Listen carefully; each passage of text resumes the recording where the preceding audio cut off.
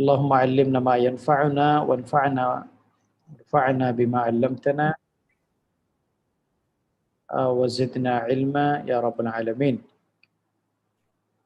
Distinguished our guests, lecturers, professionals, my dear brothers and sisters, this is our pleasure to welcome you all to our platform, Islamic Economics Association, Faculty of Islamic Studies of University of Kuwait, as we are trying to promote Sharia compliant modules, strategies, and theories globally, and we are trying to conduct lectures, workshops, trainings, and sessions which usually cover a wide range of areas in Islamic banking, finance, and insurance, capital market, equity market, and also some other specific topics, including sukuk, retail, corporate market, and other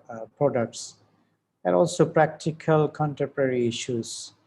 A part of today's lecture on Islamic wealth management, the pursuit of positive some solutions, will be conducted, inshallah, by our prominent global figure in Islamic economics and finance, Dr. Mohammad Omar Farooq. So Dr. Mohammad Omar Farooq is an associate professor of economics and finance with the Department of Accounting and Finance, Gulf University, Bahrain. He received his PhD in economics from University of Tennessee, Knoxville, United States of America in 1988. Dr. Farooq was a postdoctoral research fellow at the University of California. He has taught at several U.S. universities for 20 years and then in Bahrain for 13 years. His teaching and research cover both conventional and Islamic economics and finance. He also has scholarly contributions in the field of Islamic law and history. Inspired by Islam, Dr. Farooq consistently writes from a self-critical, common ground seeking, and bridge building, humanity-oriented perspective. So this is our pleasure and honor to have Dr. Mohammad Omar Farooq today to conduct this lecture on Islamic wealth management. So please welcome Dr. Farooq. Assalamu alaikum. Can you hear me? Yes, yes, Prof. Wa alaikum assalam. Let me share my screen first.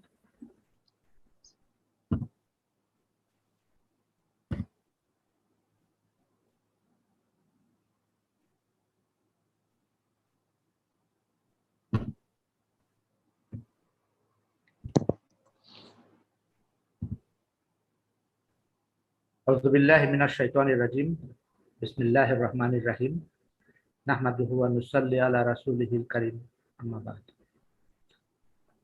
I am thankful to Allah subhanahu wa ta'ala for giving me this opportunity to be able to participate in this webinar arranged by Kuwait Islamic Economics Association, hosted by Dr. Mahuddin Mahi, all the participants today, and anybody who would be watching this program in future. Assalamu alaikum wa rahmatullahi wa barakatuh. Before anything else, let me put the disclaimer that whatever I speak here, it represents me and nobody else. The topic that we are covering today is not often covered in the Islamic finance context. Mostly we talk about Islamic banking. We talk about sometimes Islamic social finance. We do talk about capital market, but Islamic wealth management also is part of overall Islamic finance industry. And I do want to address that today, but in the context of a thought based on positive sum solutions. And I will elaborate on that throughout this presentation, inshallah. Before getting to the topic, I want to point out that there are certain background resources that I have published which would be important going beyond this presentation today, because in, let's say, a 30-40 minute presentation, only so much can be covered. And some of the things I might be saying, the issue may come up that on what basis do I say this? Well, these are some of the things that, as a background, if you are more interested, then inshallah, it would help you understand where I am coming from, because I have a framework of thought when I'm dealing with these topics, not in an isolated manner, but actually part of a framework of thought. And just today's host, Dr. Mahi, mentioned that the purpose of the forum, the association's forum, is basically to explore, discuss, disseminate about Sharia compliance. And as you know, Sharia compliance means legal aspects, and mostly legal aspects. And there are certain issues related to this Islamic law and Islamic jurisprudence that I have certain framework to approach this, which I say that much of it, what we have today, is legalistic. And we need to go toward a value-oriented approach to Islamic law and jurisprudence. That part I cannot explain here. So this is a book. It has been published in 2001. And to understand what do I mean by legalism and what do I mean by a transformation toward value-oriented Islamic law and jurisprudence, for that, the book would be the ideal place to start. Also, because we talk about Sharia compliance, my research has shown that there are a lot of misgivings and misunderstanding about when we use the term Sharia. So I explored this topic, and some of you might find the content of this paper somewhat shocking, but I invite you to read it, because when I talk about Sharia compliance, it comes from some of these research that I have done, which I would not be able to cover in this presentation today. And the third one that I mentioned, this is a recently published paper, actually within last 1 month or so, Islam compliance beyond Sharia compliance toward a broader socioeconomic transformation. Once again, why do we need to move beyond Sharia compliance and think about Islam compliance? Is there any gap between Islam and Sharia? Again, these are somewhat intriguing topics, but once again, I would not be able to get into that. You might get a feel for that from the presentation today, but for a much broader understanding of where I'm coming from, these 3 background resources would be relevant and important. Now, the theme today, as part of this Islamic finance industry, as I have already mentioned, that Islamic wealth management has emerged as an important niche, and it is growing actually. And this presentation is based on a previously published paper also titled the same way, Islamic Wealth Management and the Pursuit of Positive Sum Solutions. I have provided the link of this if you want to read and download that. It looks at the conventional wealth generation and management with its systematic zero-sum tendency or bias. This idea of zero-sum requires some explanation. Most of you might be familiar with it. If anybody is not, I will be elaborating on that. Then it discusses Islamic perspective on wealth generation and management. Also, whether Islamic wealth management or IWM has any distinctiveness in trying to avoid the zero-sum bias or tendency. And then some ideas to turn pursuit of wealth into positive sum bias. In Islam, pursuit of wealth is legitimate, it is halal. In this dunya, we are supposed to seek the barakah from Allah to the best of our ability without being enamored with this world. But otherwise, with proper intention, we can pursue wealth to our maximum capacity. But such pursuit, in my view, should be with a positive sum bias. Now, when we talk about wealth management, integrated financial services that incorporate financial planning as well as portfolio management, this is part of the conventional comprehensive advisory and management of a client's wealth. All these are involved there. But it presupposes that people have wealth. So it is geared not toward a smaller segment of overall population, but also with a special bias toward those with high net worth. If I have some wealth or surplus and I want to invest, for most of us as ordinary people, we may have to either individually manage our portfolio, which is unlikely unless it is a large portfolio. Most likely we will be turning to our retirement funds or outside our retirement fund, mutual funds. But other than that, the people who have a lot of wealth and either they do not have the time or the expertise and they would like it to be professionally managed, they turn to wealth management industry for not only advisory, but managing the fund based on certain contracts. So that brings us to the discussion about this sum. The paper talks about, and this presentation is about positive sum, but before that, we need to understand zero sum perspective. So when we talk about zero sum perspective or thinking, it's basically based on the game theory that presupposes zero sum games. And in a zero sum game, one person's gain has to be another person's loss. There's no option that both parties can actually win, or it doesn't have to be exactly same proportion of win, but here the idea is that the loss of one party means that another party's gain or vice versa. And in this regard, if we have a bias that because either I win or my competition wins, basically I have to make an effort so that I win. And in this thinking, it's okay that other person or other party has lost, the counterparty has lost, because that's what the game is about.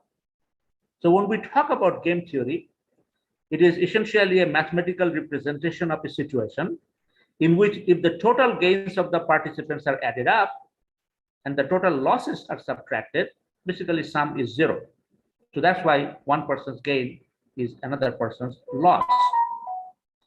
So it is a situation in which one person or group or entity can win something only by causing another person or group to lose it. So this basically is an environment where we are desensitized about the counterparty's loss. It's okay in this context that other party has to lose, because if I am to win, then there's only one way to do it, and basically other party has to lose. So I don't care about other party's loss. Now, in terms of zero-sum thinking, other than the game theory concept, it has also been explored in the context of a psychological construct, how a person's subjective interpretation of a situation affects their decision. So that's the context of this zero-sum perspective. Some of you might be familiar with derivatives, such as options. Options futures are considered to be zero-sum transaction. If you look at the diagram there, basically there is an option buyer, an option seller, and there is some broker commission, let's say. It would not be free. So basically the $360 paid by option buyer goes toward option seller of $340 plus the $20 broker's commission. So one party's loss is another party's gain. There is no net benefit to the society, and it is just a transfer of wealth from one party to another. Now, sport, any kind of sport, especially if it is a competitive game, such as cricket or team sports like basketball or soccer, a single winner basically emerges from that game, and that would be also a zero-sum game. Gambling, poker, these are also zero-sum games because one party's gain would basically mean that other party's loss. Now, stock market is not necessarily zero-sum because I can buy a stock at $20, sell it at $40, earn some profit, and then somebody else buys that stock and they can sell at another profit. So it is not necessary that one person's gain has to come from another person's loss. So conceptually, we need to understand how the zero-sum framework works and then try to understand how can we avoid basically the non-sum type of games, particularly to turn it into positive pursuits. Now, in my view, in the overall context of the wealth generation and wealth management, there is a systemic zero-sum bias. Now, when I say bias, it's not 100% that one party completely gains and other party completely loses, but there is a tendency that actually affects this type of behavior. Nobel laureate Joseph Stiglitz has pointed out in his book, The Price of Inequality, the top 1% of Americans gained 93% of the additional income created in the country in 2010 as compared with 2009. Remember that in 2007, 2008, there was a global financial crisis, and we came out of that in a couple of years. And during the recovery period, the gain was such that 93% of that gain created went to the top 1%. Now, this is not 100% zero to zero, but 93% to 7% for the rest of the world. Well, to me, that's a kind of bias. Similar pattern from the pandemic crisis. There are a lot of rich people, they became richer. There are more millionaires and billionaires in USA, for example. The pool of those below poverty has also grown. And these are issues of concern as well. So understanding the millionaires as well as the ultra high net worth parties is a key aspect of understanding the dynamics of concentration of wealth and its implications. Now, when it comes to wealth management, from the conventional side, they don't care as to how the wealthy people, the rich people have become rich and wealthy. They're just simply interested in the management side of the wealth. But if we put the label Islamic in front of something, it cannot be simply, well, I don't worry about what kind of wealth you have, how did you gain, and what do you want to do. I just want to get you better return. As soon as you put the Islamic label and also call Sharia compliant, it provokes some questions, some queries that how is it different than the other way, the conventional way it is done. So when we talk about, for example, economic development and the overall growth of the economy, business cycle, the recessions, the recovery, and so on, sometimes it does indicate to us that even though this is not a pure zero-sum pursuit or zero-sum game, but the pattern shows that basically there is an ingrained bias in this regard. So if you look at in 2021, that the share of total income wealth, if you look at income, basically income is for the rich people about 52%, and then the middle category 39.5%, and people who are generally poor, the bottom 50%. Bottom 50% has 8.5% of the overall income, the middle 40%, 39.5%, and the top 10%, 52%. But look at the wealth. Bottom 50% has only 2% of wealth, middle 40%, 22%, and the top 10% has 76% of wealth.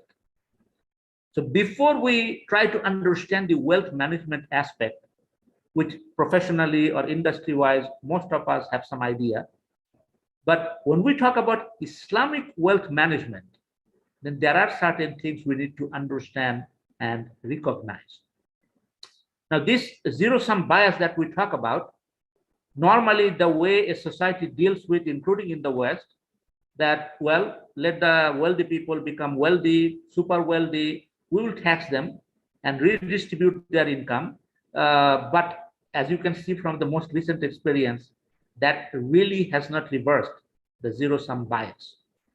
And more importantly, what we see is that there are actually rich people who are top philanthropists. Some of them are giving up most of their wealth. but that does not really address the structural or systemic bias that exists in a society. So if somebody becomes super rich and give up billions for charitable purpose, for philanthropic purpose, that's great. These people are great. But how does an economy, a society, has such a structure or bias that leads to this kind of concentration?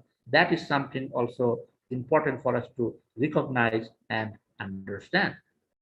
So if we can somehow view conventional wealth management as seeking zero-sum solutions, because to them, for them to win, it's okay if other people lose, then basically we need to then explore, is it really different in case of Islamic wealth management?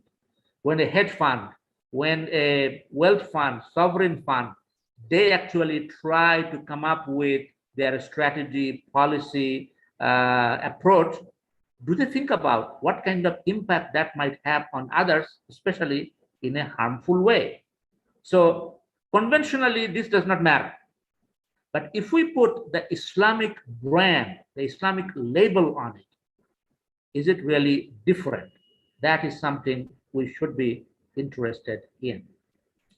So the idea behind the zero-sum thinking and to change it to win-win, well, zero-sum argument comes out of that basically I win or you lose. That's basically the two outcomes. So the only way I can win is basically make you, the counterparty, lose. The non-zero sum game is basically based on finding a middle ground where we all can share in the win. It doesn't have to be equal win. It can be win-win where all of us feel that we are better off. We all are better off from the transaction. So this idea of non-zero sum game is the basis for thinking about the win-win or positive sum solutions. Most of our problems today that we face is coming out of our zero-sum thinking. Even in political context, think about Israeli-Palestinian conflict. On both sides, there are people, at least some people, who think in a zero-sum way. So either we exist or you exist. My future basically depends on winning you or destroying you or eliminating you. That's a zero-sum thinking. There are many other conflicts that we are aware of in history and in our time also comes from zero-sum thinking. But even in terms of businesses, well, I have to increase my profit. And if I have to increase my profit by polluting, that I won't let people know that I'm polluting, or I would not be doing anything about it, or finding ways to go around it, well, that's also zero-sum thinking. Because we are thinking that somehow my profit has to be at the expense of other people. So somehow in our mind, somehow inculcating this notion that it is possible, not like a team sport where there is only one winner. In social or economic or business context, there is the possibility of win-win scenario. And can we think about that? How do we achieve that, including in the area of wealth management? Interestingly, this idea of win-win, well, you can learn from individuals like Stephen Covey, who's one of the bestsellers in the world, The 7 Habits of Highly Effective People, where he articulated one of those habits is to think win-win. Win-win is a belief in the third alternative. It's not your way or my way. It is a better way, a higher way. Now, this is something you can learn from people like him and from their experience.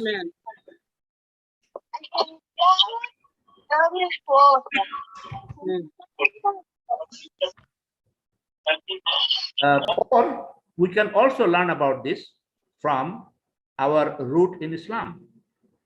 Our Prophet Muhammad sallallahu alaihi wasallam, who was probably, if not the greatest, one of the great leaders actually in the whole human history. Indeed, according to his influence on history, as you know that in 100 most influential people in the world, he was placed #1 because of his influence.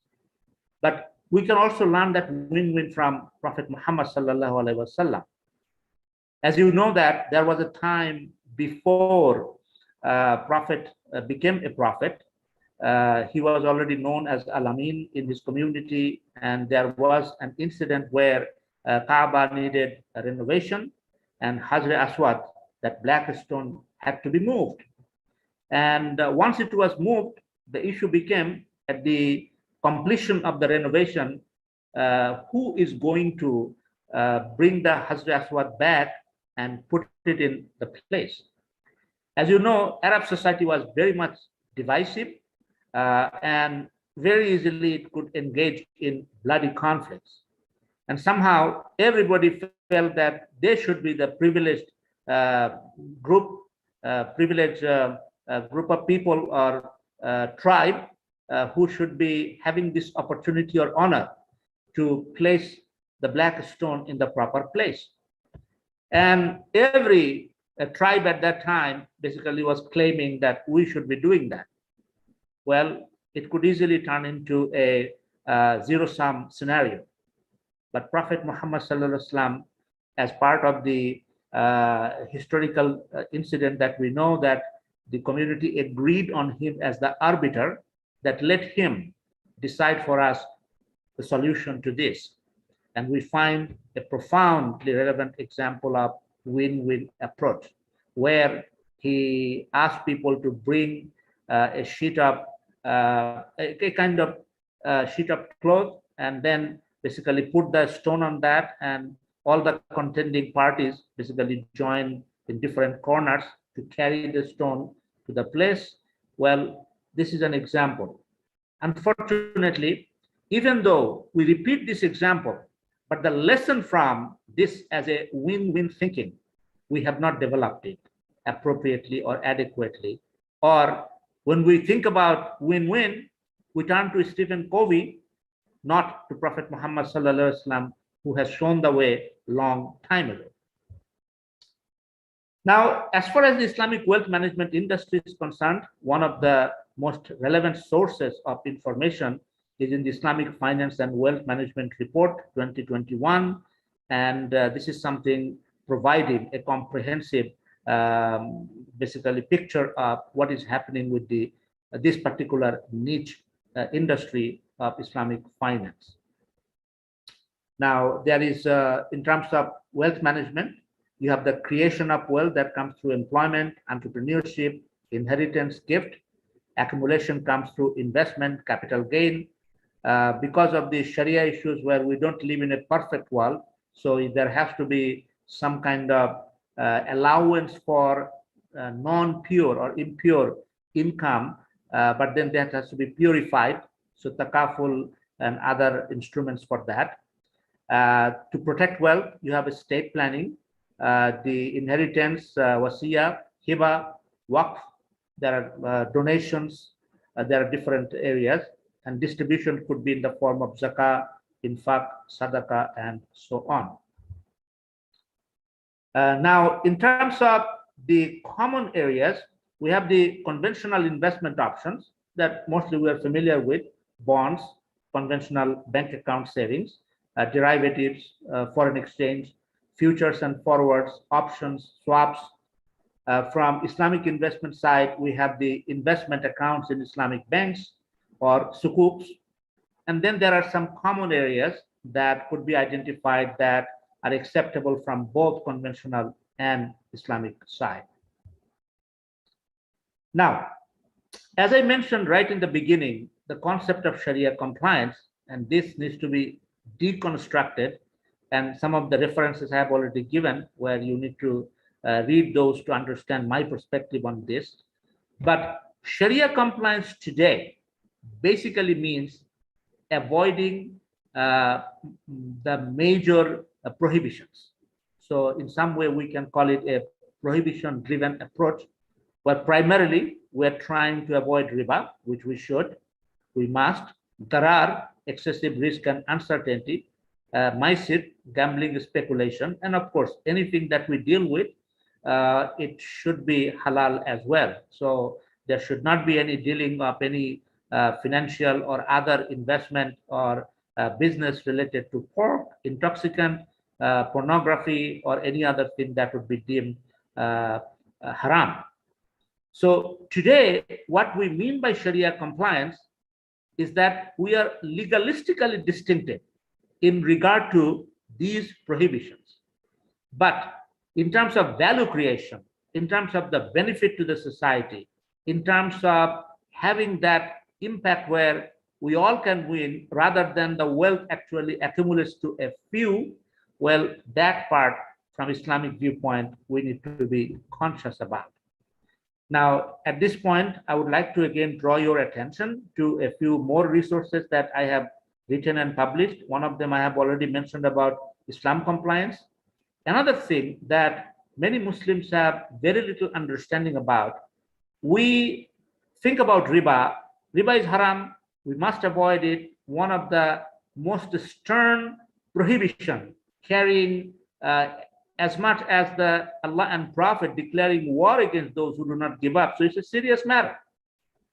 But as serious as it is, in contemporary time, you might find that if we care about zulm, which is also connected with riba, then profit might be as much a source of zulm as riba, if not more. And also, rent-seeking behavior today is one of the biggest source of transfer of wealth and causing also injustice and exploitation in the society. So beyond riba, if we want to understand the modern complex economy and the corporate structure, then I invite you to also learn more about the rent-seeking behavior, and this particular paper addresses that. And the other paper, exploitation, profit, and riba interest reductionism. As Muslims, we are supposed to avoid haram, and riba is, as I mentioned, that one of the key prohibitions. However, in modern context, if we care about exploitation, injustice, then once again, we also need to understand that it could be contributed as much by profit-seeking enterprise. So how do I make that argument, or why do I make this argument, which I cannot explain in this presentation, but those of you who are interested, I invite you to explore, read these papers and explore these ideas. Now, Islamic wealth management as Sharia compliant, except avoiding those prohibitions. They broadly share the features, the underlying principles, as well as advantages and limitations of conventional wealth management. So this is something not only in terms of features, but there is something even more something more to be concerned with, is that while we talk about riba being haram, interest being haram, equating riba and interest, which I call the riba interest equation, but somehow we can halalize dependence on interest-based benchmark. Now, again, that's the topic that needs to be explored further, that how can we say that interest is haram, riba is haram, but we have to depend on interest-based, that is somehow halal. This could be some of the reasons why a lot of people among Muslims have some credibility issue with this industry, because they have difficulty understanding the rationale given for halalizing the reliance or dependence on interest-based benchmarks. A fundamental principle and the disconnect that I would like to draw your attention to in Surah Al-Hashr, number 59, in verse 7, Allah subhanahu wa ta'ala says that let not wealth circulate among a few wealthy among you. Now, basically here, qaila yakuna dulatan baina agniya minkum, that let the wealth not circulate among a rich few of your society or the economy. Unfortunately, even though this is in Quran, it is not important to us. We don't care about it as much. This is not a haram halal issue. This is something somehow, well, it happens because Allah gives somebody more and some other people, Allah don't, so what can we do? Well, there are certain things that we need to understand, that these are things that happen because not Allah Ta'ala is making is happening, but rather there are structural issues in our economy and society that needs to be understood and addressed. And also a fundamental value that somehow we have not embraced as fundamental to our understanding of economy, business, finance, and so on. The idea is shared prosperity, which is also related to win-win approach and thinking, not in the zero-sum approach, but win-win. The prosperity should be shared. And examples are there. You look at when Prophet Muhammad said that he is not a believer, whose stomach is filled while the neighbor to his side goes hungry. Well, we all need to eat. We all need to share in the blessings of God. It may not be in the same proportion, but this idea of shared prosperity, again, is not consistent with zero-sum thinking, zero-sum bias, but it is actually thinking in terms of the transactions that we have. It should lead to a positive outcome. And that also should apply to wealth management if it is Islamic wealth management. So when we talk about Islamic business and competition, it's a fundamentally different value. Now, when we say fundamentally different value, think about competition is one of the key things about modern society. And in pursuing our economic activities, business activities, one of the things Islam draws our attention to is that we should not be involved in cons or accumulation leading to highly skewed concentration. Now, this is the responsibility of the entire society, but rich and wealthy from Islamic viewpoint should be particularly concerned because they are going to have greater accountability. So if I'm rich, then I need to be proactively thinking that how can I utilize my wealth? How can I gain my wealth in such a way so that I would be able to stand on the day of judgment before Allah and say that I actually followed that dictum from the Quran that let not wealth circulate among a few, and I contributed toward a system, a structure, a framework that actually enhances the implication of that particular verse. Now, today, many of the economists are considering concentration of wealth to be a fundamental factor that is not just causing business cycle, but also it is contributing more or spreading and exacerbating more poverty and deprivation. In this regard, again, two resources. Both of these are my publications. Some of these are co-authored. Hoarding versus circulation of wealth from the perspective of Maqasid al-Sharia. And the other one, inequality, concentration of wealth, and the ownership structure of Islamic banks, some pertinent issues. If somehow these topics like concentration of wealth, inequality, that Surah Al-Hashr, verse number 7 interests you, then again, these readings should be relevant. Now, the special responsibility of the rich and privileged who actually are tied with the wealth management industry because they want professionals to manage their wealth. What is important in this context is that we can pursue to amass wealth, but all of these in our value creation, wealth creation, and also disbursement of wealth, utilization of wealth, we need to subject that pursuit to Islamic principles. Without that, we can be wealthy, we can have all kinds of Sharia compliant activities, but it may not be actually consistent with what we can view as positive sum solutions. So the primary responsibility in this regard is wealthy and powerful. The enduring solution, however, does not lie in after concentration adjustments of modification, so that the rich people gave some zakah, they gave some sadaqah, they redistributed some wealth voluntarily or as part of taxes. But we also need to understand that we need to identify what causes the systematic bias in an economy or in a framework and how that can be addressed or changed. Now, this idea about positive sum, is it realistic or is it just an utopian thinking? Well, it all depends, because generally speaking, if there is demand, there will be supply. Right now, the demand is for, well, the rich people among the Muslims, they want to have their money managed or wealth managed in a Sharia compliant manner.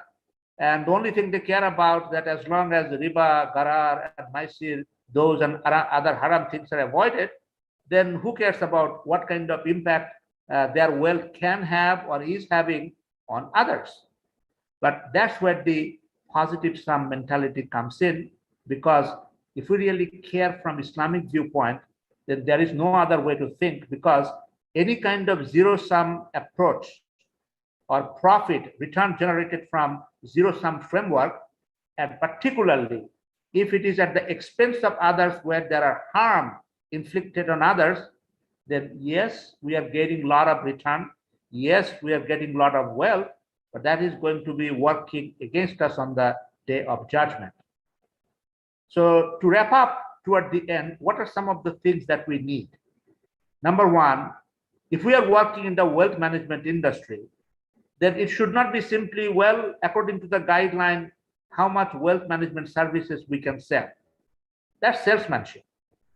Instead, we need to become trustees, guardian of the wealth, where we guide the clients as to how things can be managed better, providing them the solutions that here is your money that can be invested here with no impact on environment or harmful impact on environment, or here you can invest where actually it can cause some good to the society and the economy and the environment.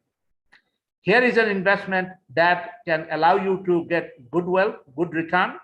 Here is an alternative where actually if you invest, then you are going to get some return, but also it is going to contribute toward achieving some SDGs, Sustainable Development Goals.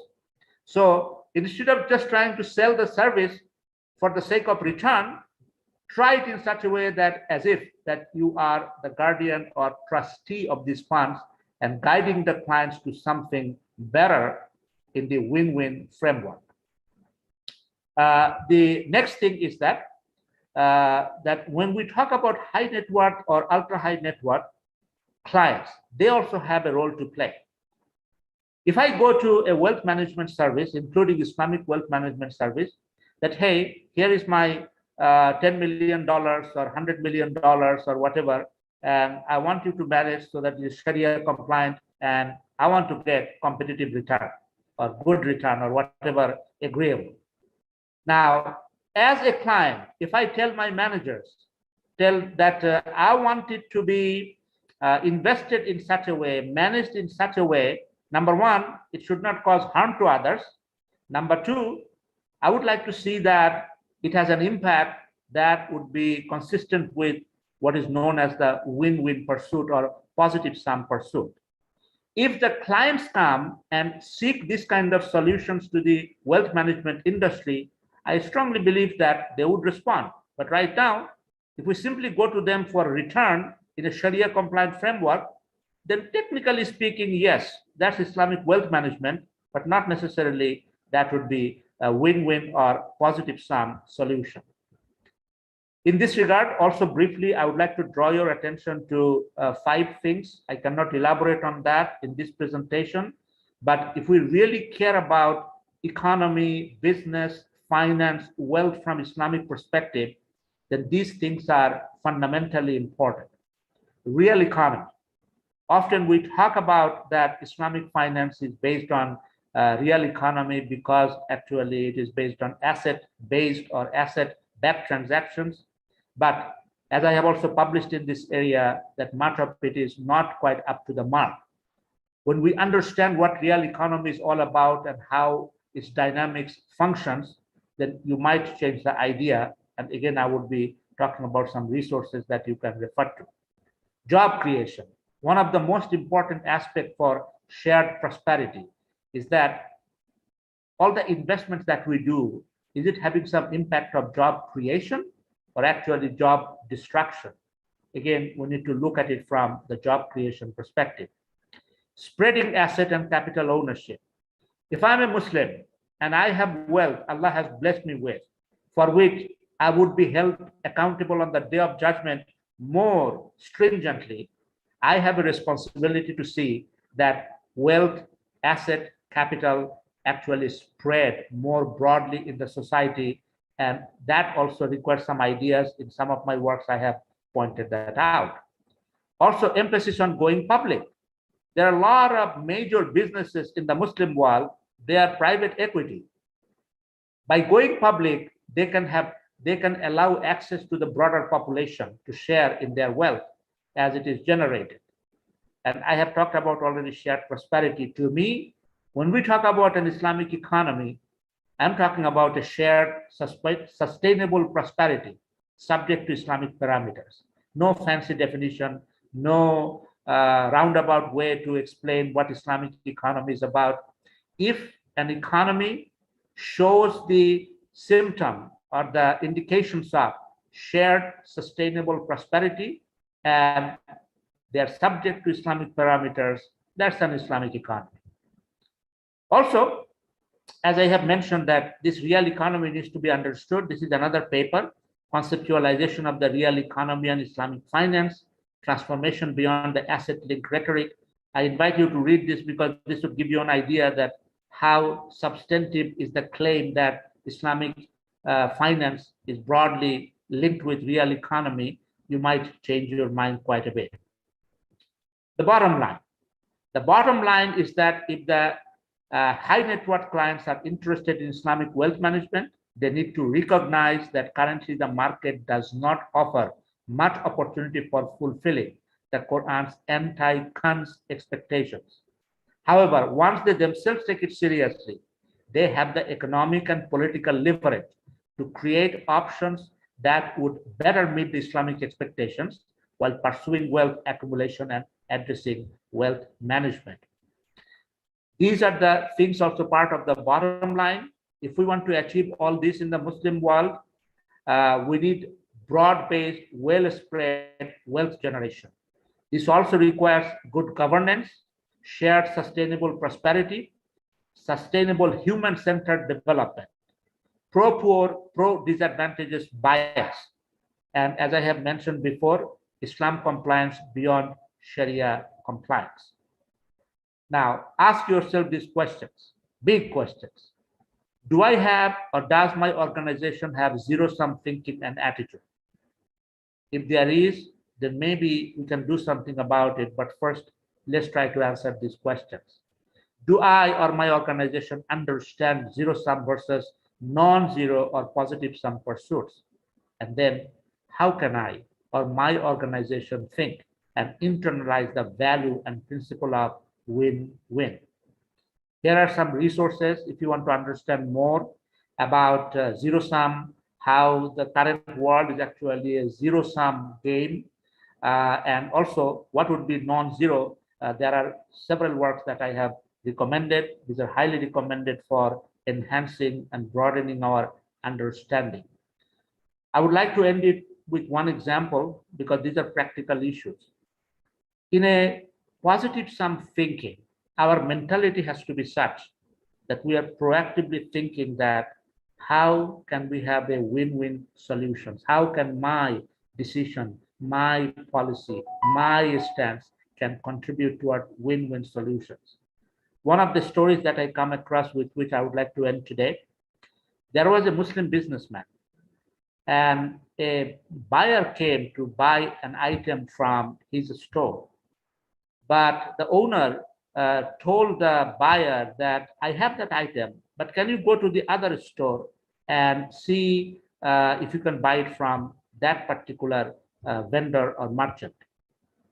So the buyer was a little bit intrigued and somewhat annoyed, but he went to the other store and bought it from that particular vendor. So when he was coming back, he passed by the first businessman and asked him that, why did you send me to the other store? You had the item. So the Muslim businessman said that, well, yes, I did have that item, but I have sold a lot of items today. But that particular vendor, a Jewish vendor or a non-Muslim vendor, I have seen that he has not sold anything today.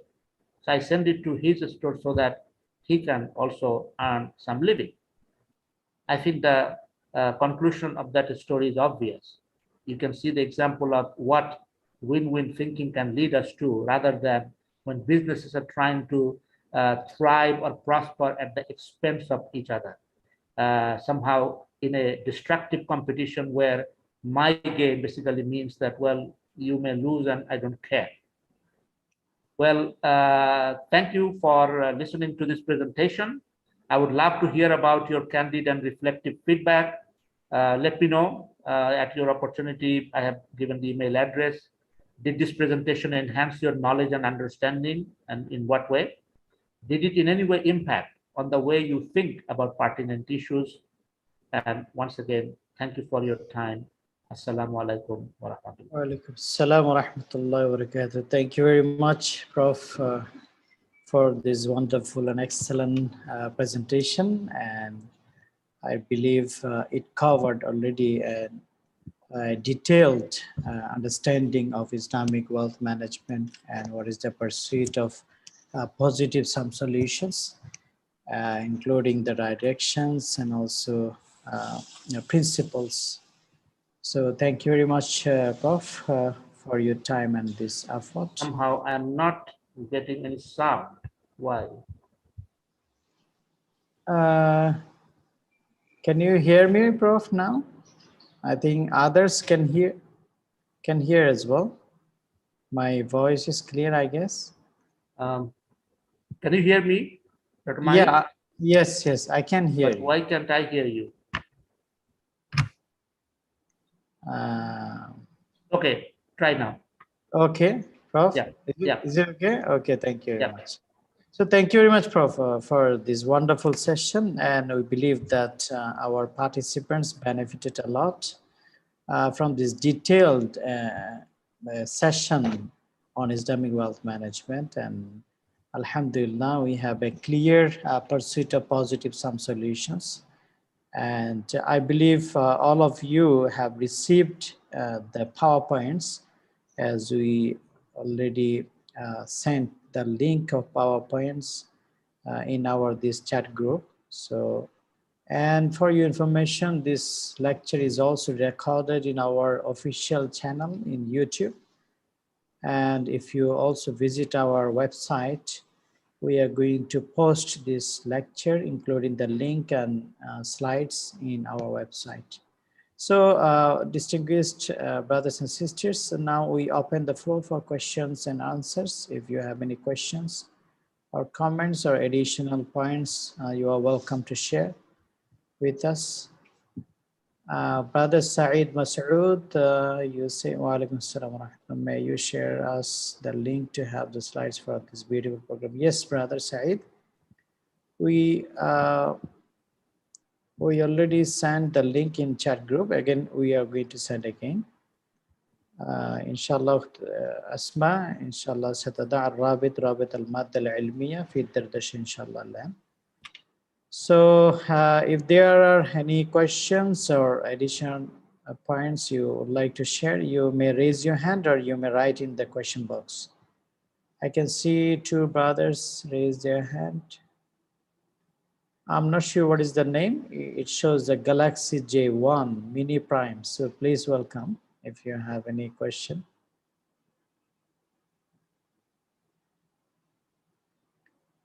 Galaxy J1. I open already. I switch on microphone for you.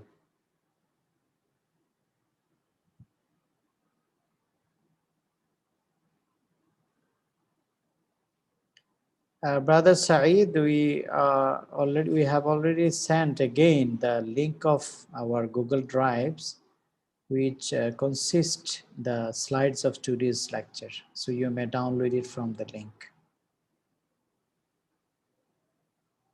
Yes, رابط المادة العلمية and also the survey. Galaxy J1, are you with us? I switch on microphone for you already. I think it's not available. Any other questions? This is a good opportunity to ask our prominent scholar if you would like to know any other additional things or you would like to share your point, your ideas, please welcome.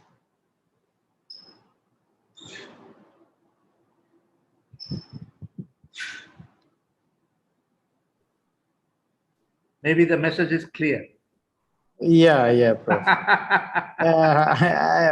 Actually, it's true, Prof. When you explain, mashallah, yani, it's very clear to understand. And the most important thing is you brought up with some important notes from the Sharia, from Islam.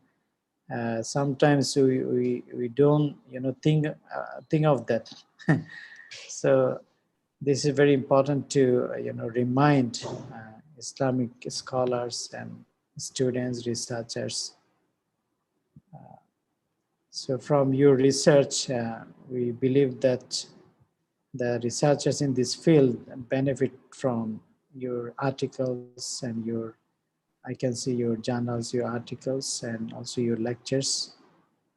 And yes, very clear. Bashiro Diop, okay, thank you very much, Brother Bashir.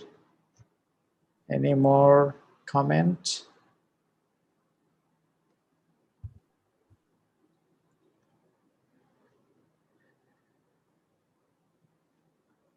So, Prof, what is your message for new like researchers or students who are studying or pursuing knowledge in Islamic finance, Well, especially the advanced students? What is your message for them? one of the things that I would like to emphasize is that sometimes our thinking become too much boxed. Yeah. We need to think out of the box.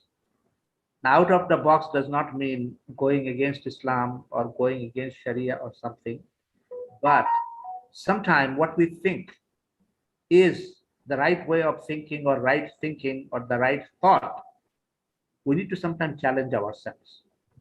And that's why when I say I write or speak from self-critical perspective, I examine my own ideas continuously so that I don't develop something as a dogma. A lot of things that the terminology that we use, including frequently used term Sharia compliance. Yeah. I invite you to look at and read the paper, give it a serious reading. Why Islamic. I'm saying talking about Islam compliance. Yes, Prof. And once you read it, let me know if actually it contributed to broadening your horizon of thinking. And particularly all those references that I have given selectively, they enhance the discourse about Islamic economy, Islamic finance, and contemporary issues in somewhat unorthodox way. So if you are too much enamored by orthodox thinking, you need to be careful because some of these readings could raise your blood pressure. So you need to be open-minded. But I think if you examine your own thought in a self-critical manner, always be open to explore things from both Islamic perspective and the life experience. I think that we can do better as individuals in whatever role we play in this life, and the world could be a better place. Right now, the solutions that we are offering, you can tell me if the world is attracted or convinced by Islamic finance being something that they all want because this is something better. Either we Yes. have not been able to present to them a value proposition that this is something good for them, other than the religious argument that well, you can go to heaven by adopting Yes. this. But in terms of overall value proposition, Is it really the world looks at something that they're borrowing things from Japan, they're borrowing things from here, they're borrowing things from there, but even the conventional banks, when they come and offer these services are targeted toward Muslims. They don't Yeah. think that this is something that they are convinced that this is something better.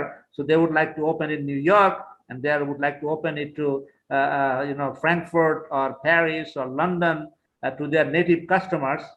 Well, I think you know the answer. Yes. That's true, bro. That's true. Thank you. Thank you very much. And yeah, Prof, like some other students, example, we can see uh, they are students of in like not Sharia, but in from another specialization. But at the end, they would like to learn more about Islamic economics and finance. And we can see in some countries in Asia, some of them become like Sharia advisory board members and Sharia advisory expert and like this. So what do you think actually? Is it work?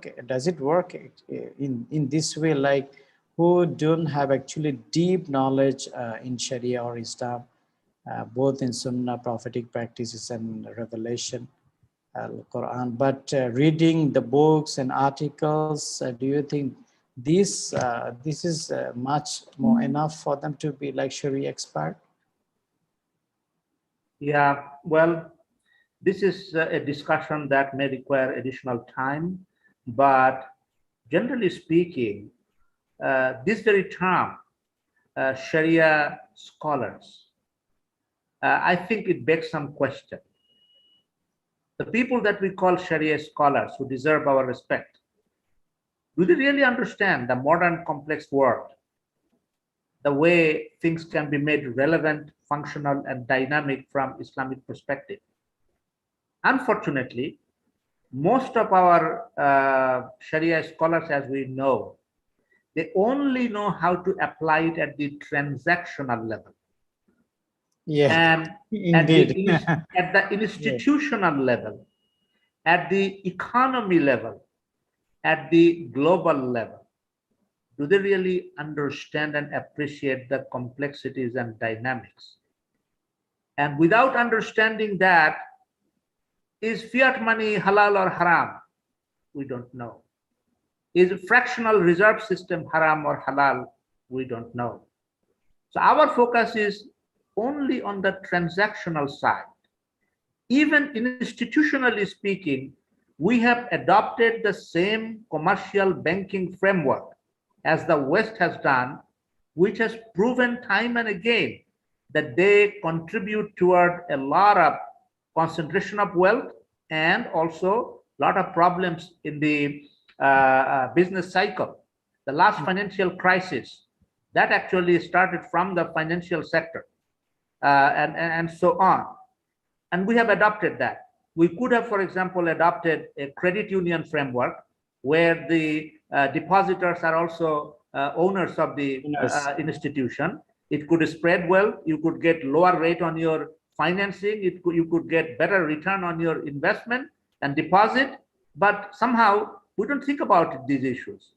So there are a lot of things require fresh thinking. And as I said, this transaction focused, or what some people have called micro-juristic Micro approach, juristic. Yeah. is something that unfortunately, that's what we have turned Sharia into. So when I have referred to some of these works, some of you, if you are inclined to read, as I said, that read with an open mind and be ready to be exposed to some out-of-box thinking. Yes, thank you, Prof. You can see Dr. Rashad Zaidan to share something. Dr. Rashad, please welcome. السلام عليكم ورحمة الله وبركاته. There is a question that is there a legal codification for investing Islamic charitable funds? Well, this legal codification, I don't know what exactly meant. Are you talking about some standards like AOFI has Sharia standards? That part I don't have an answer to. I don't know whether AOFI has come up with any standard in this regard.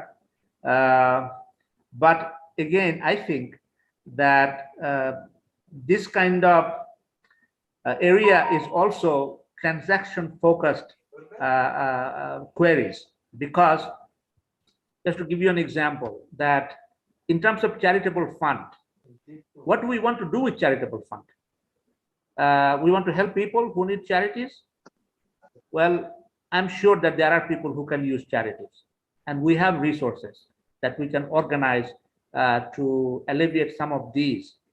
But let us understand that our zakat, which is fard, and also we actually have a lot of people who give zakat, but we cannot eliminate or reduce poverty. Why?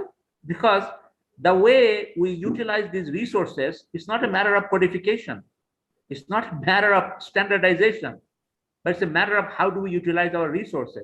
The way we give zakah, I have to give zakah, I give it to an organization or individuals I know, and my responsibility is fulfilled.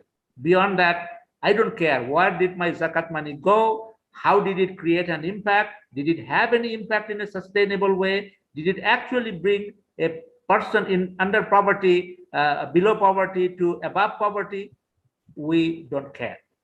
And that way we can give centuries zakah and charitable, but it would not be impactful. One of the things that I mentioned, I mean, it is in the slide, but I forgot to mention, our approach has to be solution oriented, result oriented, and benchmark. Even our zakah brings 100 people a year out of poverty. We need to go back and see that were we able to bring 100 people out of poverty in 1 year's utilization of resources? If we do it in a targeted way, I don't care. It may take a century, but we can eliminate poverty. But if we keep doing the way things are doing, we will be giving zakah and poverty will be there. And the people who need charity, and they would be there. The purpose of these things is not to just feed people who are hungry. The purpose of Allah's guidance, in my understanding, is that we should be sensitized in such a way that in every possible way we make an effort that nobody needs to go hungry. They don't need to come and ask for food, so that we solve the problem of food. So charity, I believe, is actually a side issue. If we have proper development framework where we create jobs, and as I mentioned, good governance actually takes care of people's need, provide the framework where an economic development occurs, everybody participates and benefits. And those who can't, well, there is zakah, there is sadaqah, there are other means to benefit from, but the main solutions are not from charitable resources. Charitable resources. Right. Yeah, it has to be by developing the economy. The West did not develop economically using charitable resources. This is something that needs to be recognized. You don't need zakah or sadaqah the way China has developed, or Japan has developed, or Norway has developed. Let's think about it.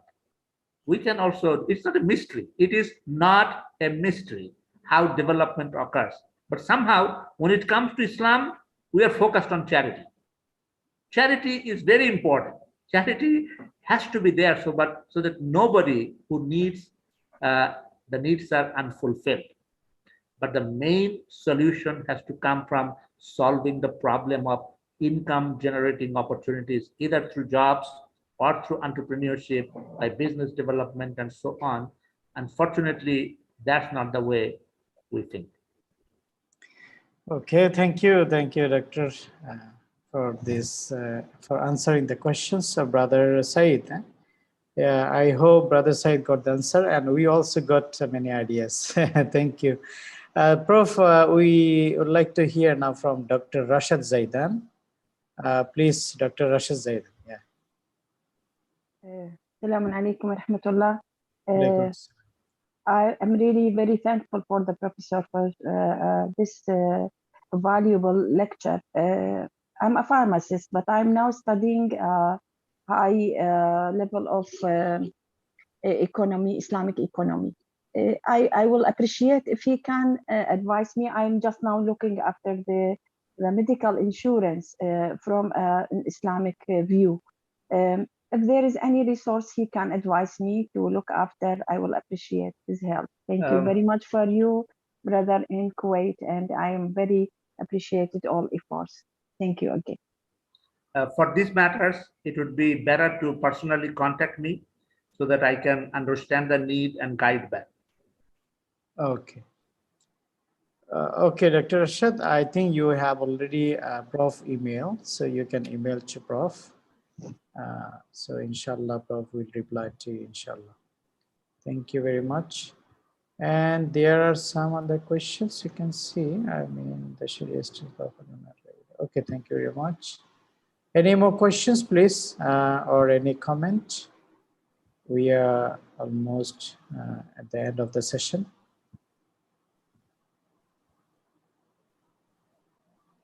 Any more question? We are ready to respond, inshallah.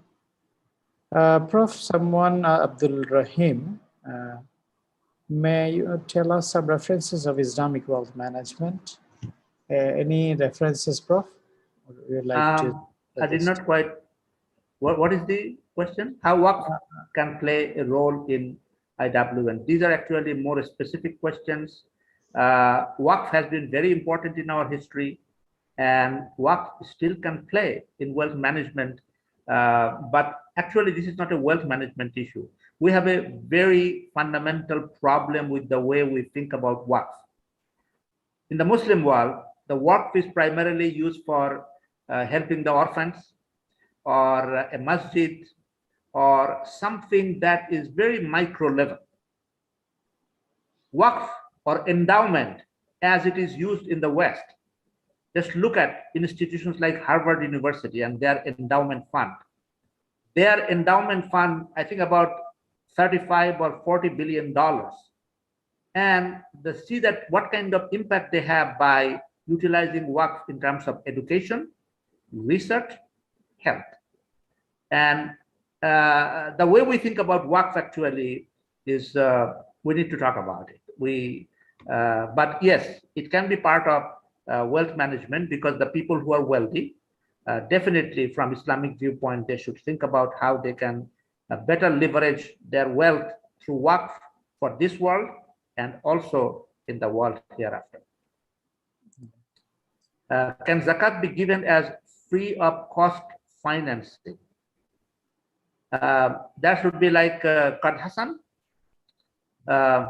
These are some fiqh related issues, and I try to avoid fiqh related issues for a variety of reasons. But I will tell my feeling about it. There are two schools of thinking about in this regard.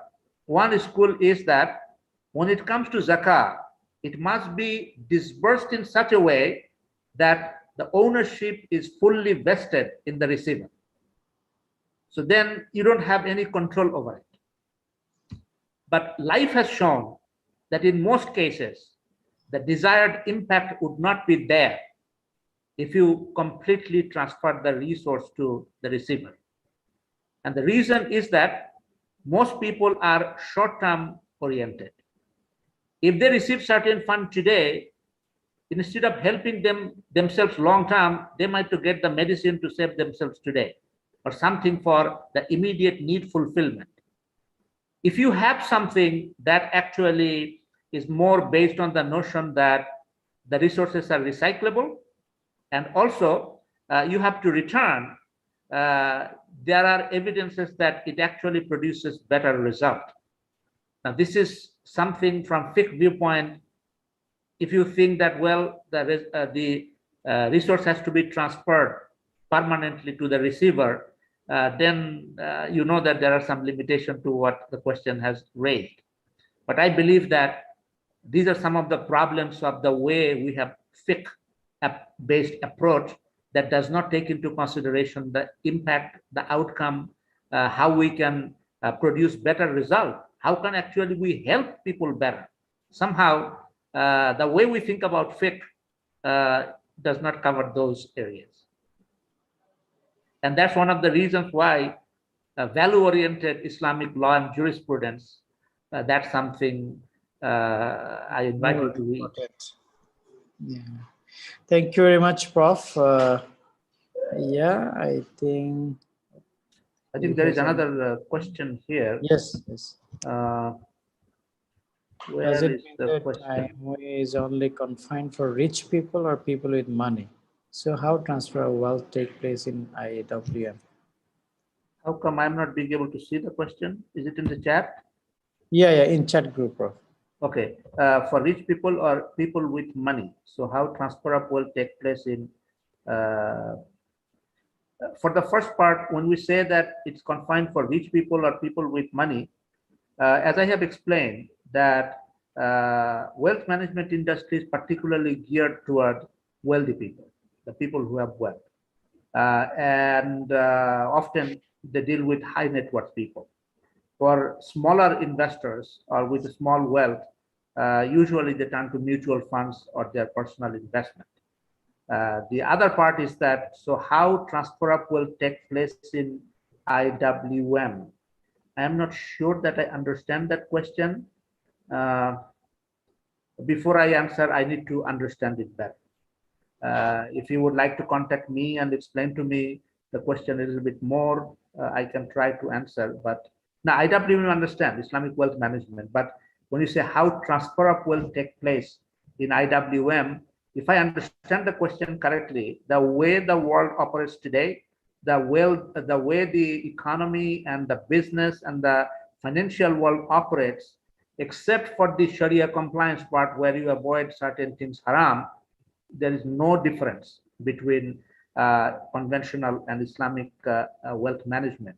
So as far as the transfer of wealth, it can happen exactly the same way it happens in the conventional wealth. For example, an Islamic wealth management fund may be investing in a, let's say, a digital fund or cryptocurrency fund or something. Well, they would be benefiting from this and they would become richer. And basically the gap would be widening. The transfer of wealth occur in many ways. And it does not have to be that they simply take away money from other people. But the outcome of the process is such that basically there are people who are not moving ahead and there are people who basically are extracting wealth. That's another reason why the rent-seeking concept is very important, which I don't think I can elaborate on today, but if there is an interest, we can talk about it at another time. Does all IWM activities add value to society? Very interesting question. This is the way we need to understand it. As far as the real economy is concerned, most of the time, it does not add value to the society.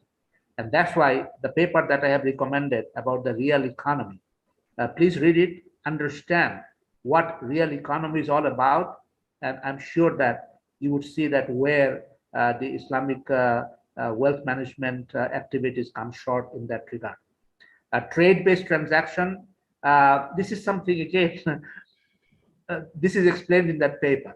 Even when we talk about trade-based transaction, before trading, we have to have production. Most of the activities of Islamic finance industry is focused on trade, not developing our production base. And that's where one of the serious limitations is, because the real economy grows by increasing our production.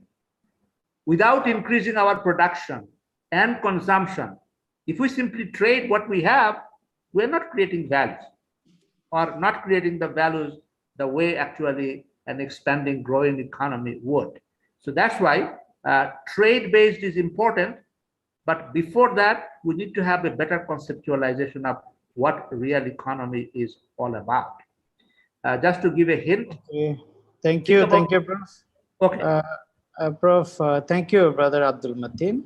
We have the last question from Mr. Abdullah Shirkar. I think he's from Bangladesh, yes. Is it feasible to establish a called the Hasana Bank with zakat money and cash awqaf money? Is it feasible to establish a Hasana Bank with zakat money and cash awqaf money? As I have already mentioned, that this is something that relates to the area of fiqh, and I would not engage in that discussion here. What I would like to and our Sharia scholars and the people who deal with fiqh, I would draw their attention to, please don't tell me what I can and what I can't do. What we'd like to see, tell us, how do we solve our problems from Islamic viewpoint? So take all the parameters, but solve the problems. Just don't tell me that I can't do or I can do this, but I don't care about whether there is a solution or not. We need to be problem solving oriented. So if there is a need in the society for Qad Hasan, and by the way, this is another area that again, I don't know how much we should be getting into, but Allah has prohibited riba. One of the principles in regard to all things that are made haram, Allah shows what is halal. Before showing something haram, declaring something haram, He shows what is halal. In this regard also, before Allah subhanahu wa ta'ala made riba haram, He talks about buy halal. But if you look at the verses around, both before and after, it talks about both Qard Hasan, both Sadaqah, and so on. Now, as I said, that the fiqhi approach to this has certain parameters that constrain us in terms of solving problems. So, in addition to letting us know what we can and what we can't, I would like to see that we also have people who deal with fiqh and sharia, that how can we solve the problems. Don't tell me that, well, go and conquer the world, but with my hands are tied. So we need to be solution oriented. I firmly believe that Islam has the solutions, not only has the solutions, has the better solutions, but we need to be solution oriented and not just think in terms of in a very boxed thinking that this we can and this we can. Most of the things we can be flexible without being disloyal to Islam. Thank you, Doctor, and thank you, Mr. Abdullah Sarkar. And Brother Muhammad Saifullah Azad, thanks for nice and pragmatic discussion on Islamic wealth management. How to Islamize the process? This is a broader question, brother. But if you would like to add any comment, Doctor, Prof? How to Islamize the process of Islamic wealth management? Why Islamic? Yeah, no, I don't see the question. Is it the question? Last question? No, before that, Prof. Thanks for nice and pragmatic discussion on Islamic wealth management. How to Islamize the process?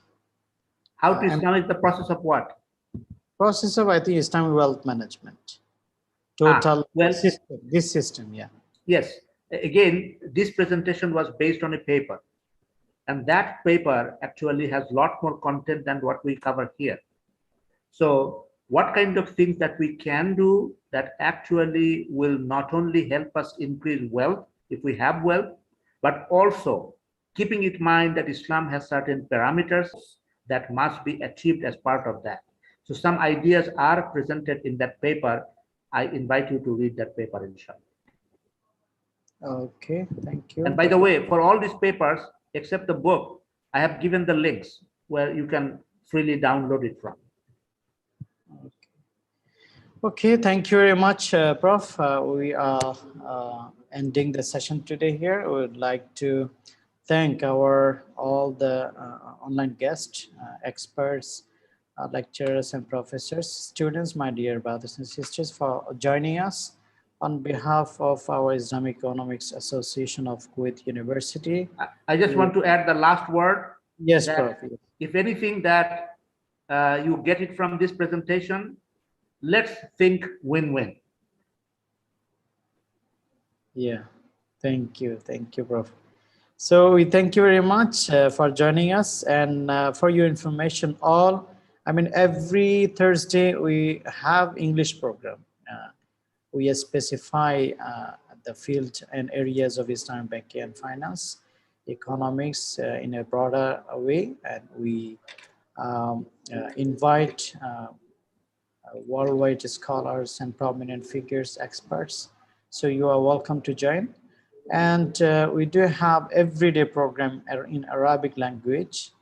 And especially on Sunday and Tuesday, we do have programs on skill. I mean, we do conduct a skill program in various fields and areas of research and studies.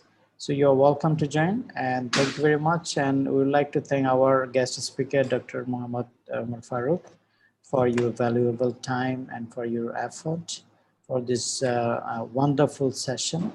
And we pray to Allah subhanahu wa ta'ala to reward you, and jazakumullah khairan. Barakallahu Assalamu fikum. alaikum warahmatullah. With that, we conclude the session here. Subhanakallahumma bihamdik. Ashhadu an la ilaha illa ant astaghfiruka wa atubu ilayk. Assalamu alaikum wa rahmatullahi wa barakatuh.